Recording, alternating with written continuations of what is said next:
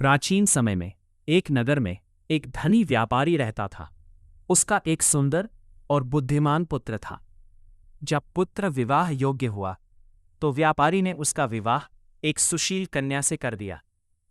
कुछ समय बाद व्यापारी का पुत्र अपनी पत्नी को मायके से वापस लाने गया। उस दिन बुधवार था।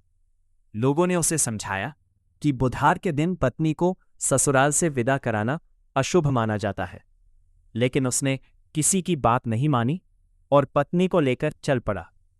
रास्ते में अचानक उसकी पत्नी को प्यास लगी। व्यापारी पुत्र पानी लेने गया।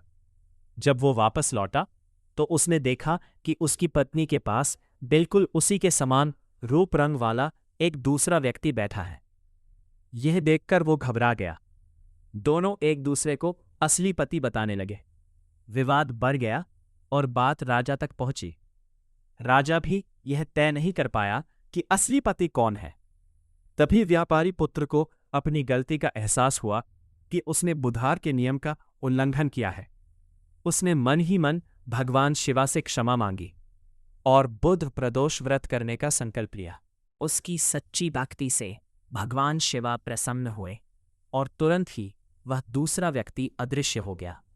इस प्रकार व्यापारी पुत्र को उसकी पत्नी पुनः मिल गई। बुध प्रदोष व्रत करने से बुद्धि और विवेक में वृद्धि होती है। वैवाहिक जीवन में सुख शांति आती है। संकट और भ्रम दूर होते हैं। भगवान शिवा की कृपा प्राप्त होती है।